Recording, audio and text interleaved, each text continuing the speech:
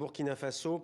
Une semaine après leur coup d'État, les militaires emmenés par Paul-Henri Damiba rétablissent la Constitution. Fanny Noharo-Cabré, notre correspondante, est avec nous en direct de Ouagadougou. Fanny, comment expliquer cette décision de la junte ? Mais c'est vrai que pendant une semaine, il n'y avait, depuis la suspension, il n'y avait rien, et donc le MPSR avait besoin d'adopter ce qu'il a appelé cet acte fondamental afin de doter le Burkina Faso d'organes pour la conduite des affaires publiques, parce que pas plus tard que ce matin, ça a manqué. Pourquoi je dis ça? C'est parce que ce matin s'est ouvert le procès sur l'assassinat de Thomas Sankara, qui avait été arrêté pendant une semaine pendant ce coup d'État.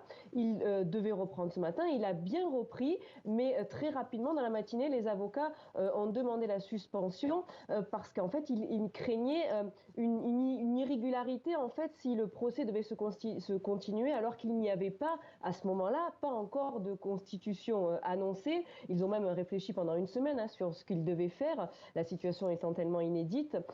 Finalement, donc le président de la Cour a suspendu le procès et décidé de le reprendre que lorsque la constitution serait rétablie. Et cette annonce a été faite juste une heure après. Est-ce qu'elle est liée? Je ne pense pas, parce que le document est daté du 29 janvier. En revanche, l'annonce intervient alors qu'une délégation de la CEDEAO est actuellement à Ouagadougou, venue échanger avec les instances du MPSR avant de tenir ce jeudi un sommet extraordinaire où il sera question, entre autres, du Burkina Faso, qui est, je le rappelle, sous la menace de sanctions de la part de l'institution ouest-africaine. Merci Fanny pour ces précisions. Avec nous maintenant Rinaldo Depagne, directeur adjoint Afrique à l'International Crisis Group. Comment interprétez-vous cette décision de la junte burkinabé? Fanny vient de nous dire qu'il n'y avait pas forcément de lien direct de cause à effet entre ce qu'a déclaré le tribunal s'agissant du procès Sankara et le retour à l'ordre constitutionnel. Quel est votre avis ce soir? Bien, le nouveau régime doit mettre en place des institutions et il doit mettre en place un cadre pour gouverner. Et ce qu'on a vu aujourd'hui, c'est la première étape de la mise en place de ce cadre.